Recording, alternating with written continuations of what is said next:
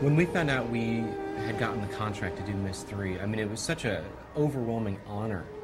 The only thing you could really equate it to is being in the film industry and having George Lucas say, "I'd like you to make the next Star Wars for me."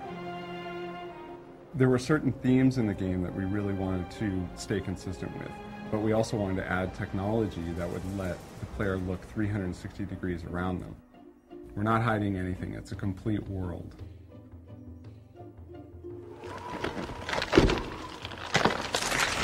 To say that we had a lot to live up to is a horrible understatement. There are millions of people that have played Myst and Riven. There are millions that have such high expectations of what Myst III has to be that it's almost daunting.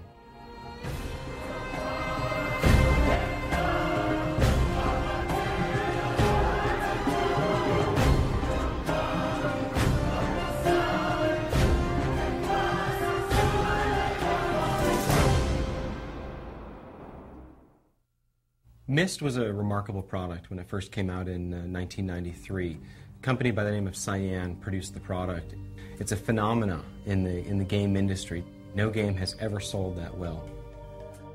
The premise behind the Myst series is that this culture called the Dunny have found a way to link to the infinite possibilities that there are in the world by writing these books. And essentially, the great thing about this from a designer's perspective is that you can let your imagination wander. Anything that can be imagined exists somewhere. All you have to do is write it.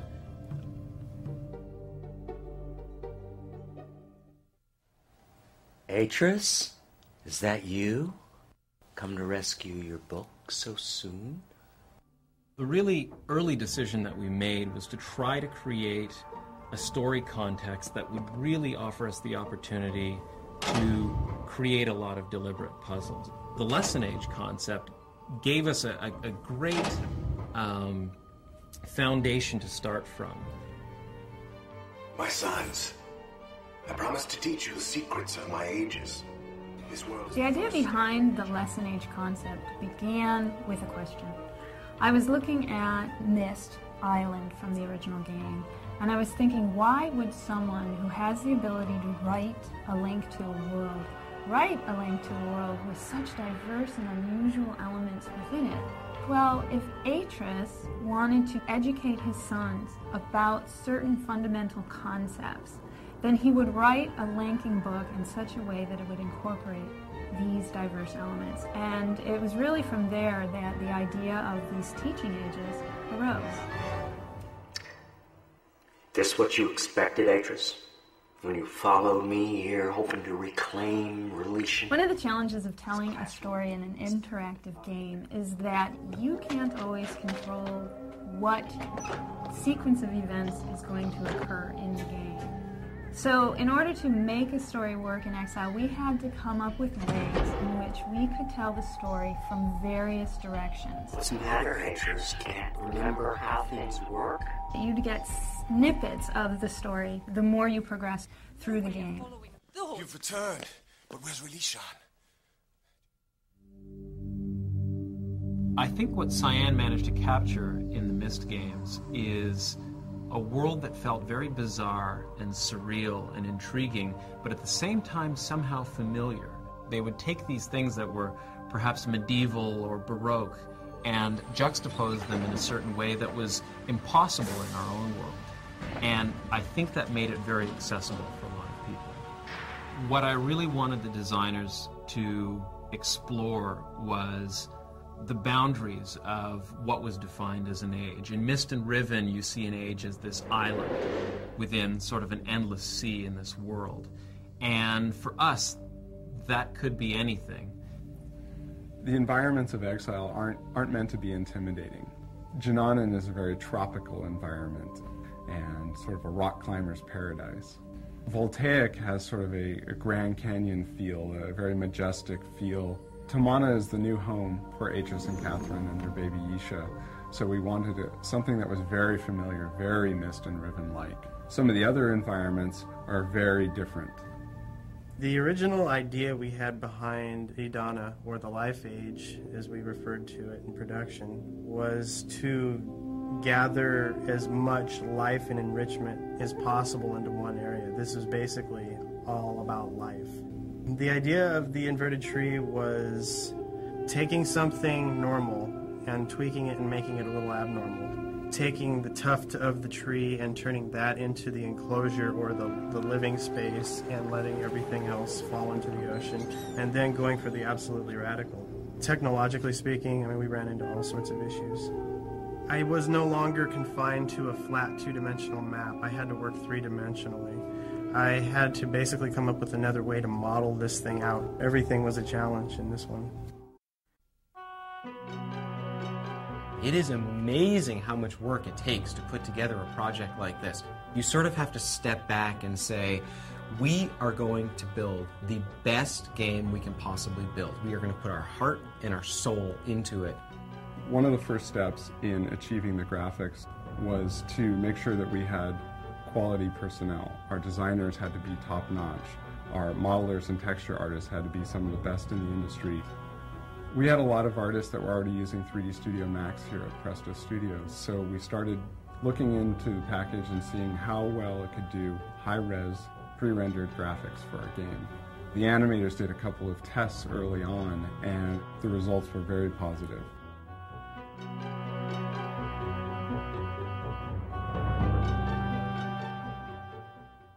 The first challenge I faced on the Age of Junanan was building the terrain. I started out with a low poly proxy surface, which let us mass things in really quickly.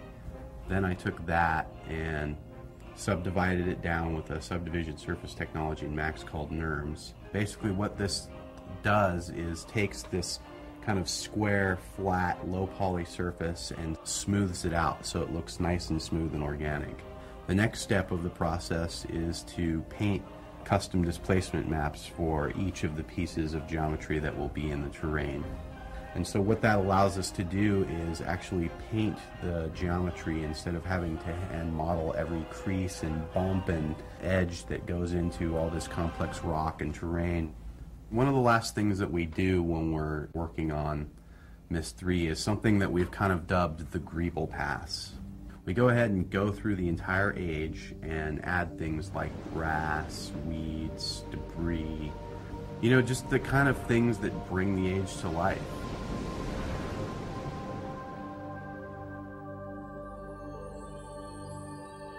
I think with Exile, we really felt we had the opportunity to push the boundaries of pre-rendered 3D graphics to really create an exceedingly detailed, realistic world. What I really wanted the textures to provide for the player was that connection to the real world. The texture artists had a fairly large resource to draw from in the library that we've created over the last 8 years of developing photorealistic adventure games. But for Exile, in fact, we really found that the things that we were doing were so different that we needed to find new source material for almost everything that we did. The most difficult thing was to create textures that you couldn't really find a source for, but that had to look realistic. An example of that was the giant tusk building in Junanan. That texture had to be very recognizable as being sort of a bone-like structure, and yet the scale of it was just absolutely immense. And that texture had to hold up both from a distance without repeating and up close where you could see every little bump and crack in it.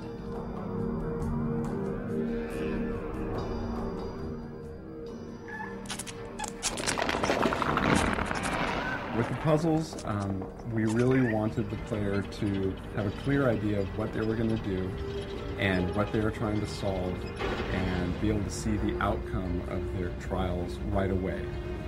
We decided to do prototypes very early on. We would do 3D animations to show what things might look like and how you would interact with them. Or we'd do things in Director where we would actually script a puzzle and you'd be able to solve it there on the computer before it was visually beautiful.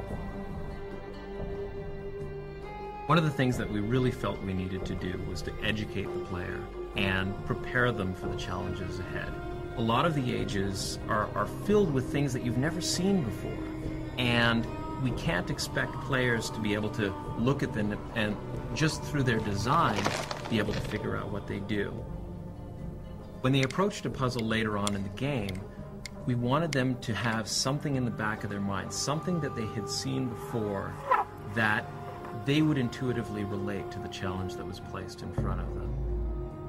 Great example of this was the Venus flytrap in Savidro's lair at the bottom of the tower in Janane. It served a story purpose in showing the development that Savidro had put into these traps that he had laid for Atris, but at the same time it gave us a way of foreshadowing the puzzle that was to come.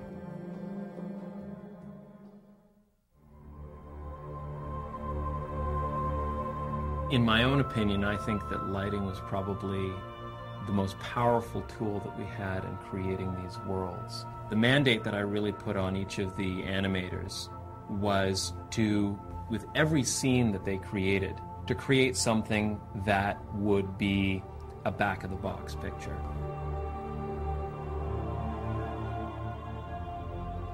After Riven, I think players had an expectation of having more life in a Myst world. With the Squee, we saw a great opportunity to have a puzzle by manipulating that creature. The first step of my job for realizing the animation of the Squee was to build the model. Once I've got a good wireframe mesh built, then I go ahead and build the material that tells the surface of the Squee how it should react to light. The last part of that is actually building fur. We actually have a little plug-in in Max that models each individual hair on the surface of the Squee. Once everything is in place, then I go ahead and build a virtual skeleton that will sit inside the Squee, which is what I animate.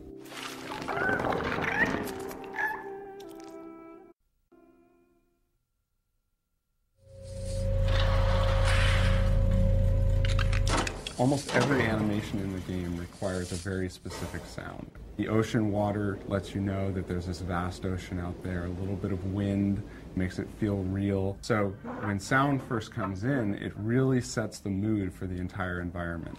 Creating a sound effect, because of the meticulous detail in Exile, it's never quick. Organic sounds are very difficult to create because of the tools that I'm using. But on the flip side, a mechanical sound is much more involved.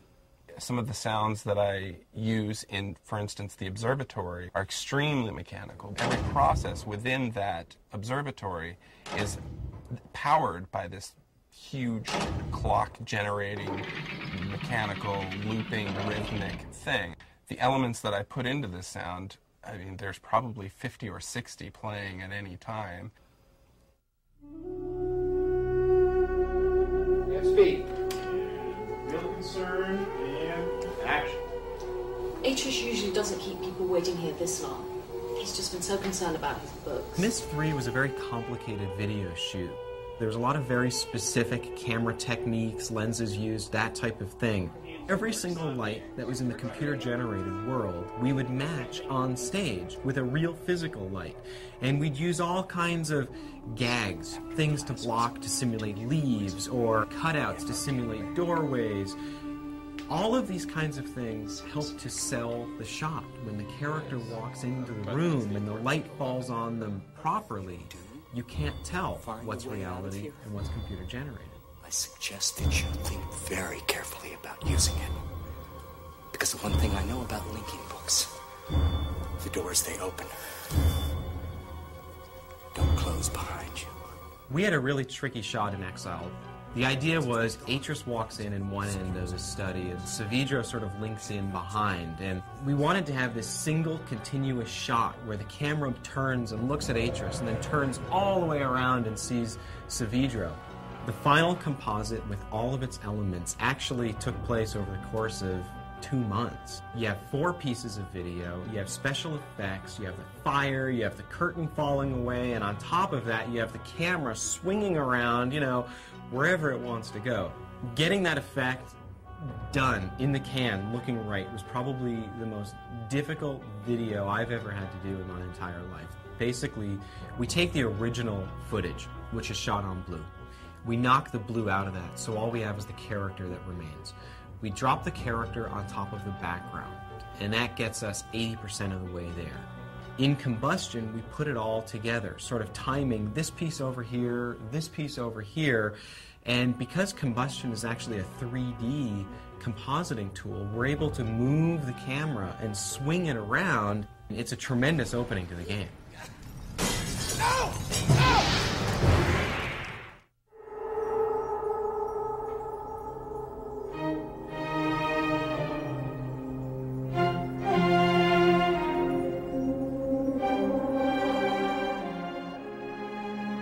The most challenging aspect of doing a score like Myst III is that you really don't get a chance to see the game until very near the end, and by that time your music's written. I began to develop themes very early on. The main character has his own theme, and he has sort of a dark and a light side to his personality, where you have the really dark, tortured guy, and then you've got, you know, his sort of childlike self with a boy soprano, actually singing the exact same music, but it takes on a whole new meaning.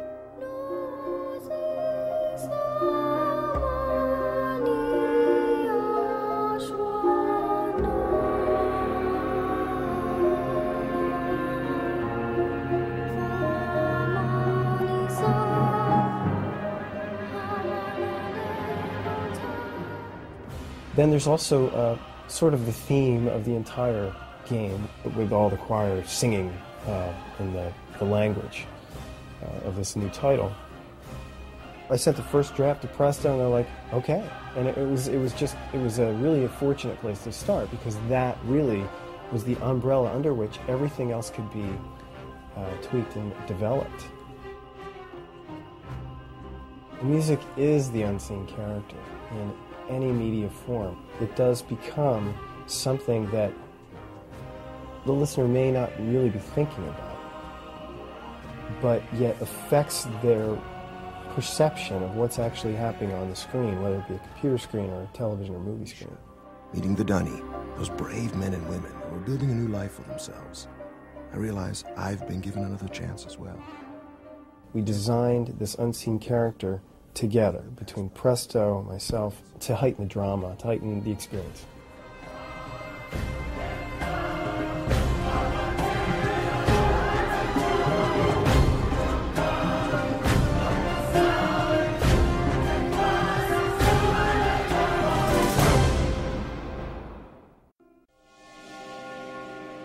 Myst and Riven presented all their images as sort of a slideshow. There'd be a single image, and then you'd click and see another image. With Myst III Exile, we really wanted to immerse the player much more than just a slideshow. So we sort of combined the pre-rendered graphics with the technology of real-time 3D, and the player is able to see beautiful photorealistic graphics, but look 360 degrees around them and have a lot of freedom of movement. We call it Tamana. We moved here after H has finished writing Release. One of the big breakthroughs for us was finding a way to place movies and animations in the scene in such a way that they would continue to play no matter which direction you were looking. You could be looking up, down, sideways, continue to pan around and around, and the movies continue to play. You know, this trip is exactly what Atrus needs right now. That's something that you couldn't do in Myst and Riven. This is really a step in technology for us. Well, the water technology in Exile, we wanted to do something a little different and a little better. We wanted to do more than just squish the pixels to the left and to the right or up and down. One of the coolest features about the water technology is the way we gave it the appearance of fading off toward the horizon. It really gives you a strong sense of distance when you're looking at the scene.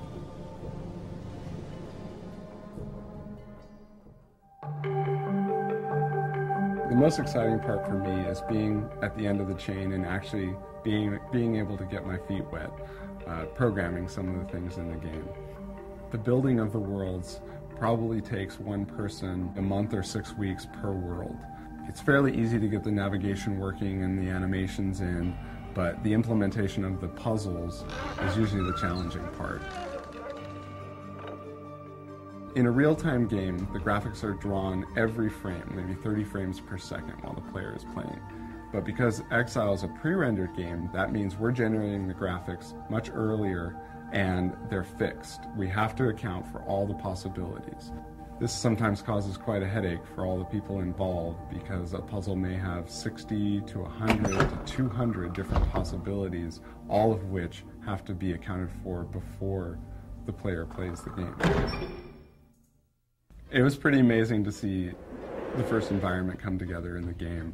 All of the different parts that had gone into it and we'd reviewed for months and months suddenly came together, and we were actually able to experience the environment as a player would. This is about as close to virtual reality as you might get. The greatest thing about Exile is I really feel that we achieved everything that we set out to achieve. We have a great game that sits as the sequel to Myst and to Riven. It is true to the story. It is true to the characters. The ages are beautiful. I think people are going to remember this game for a long time.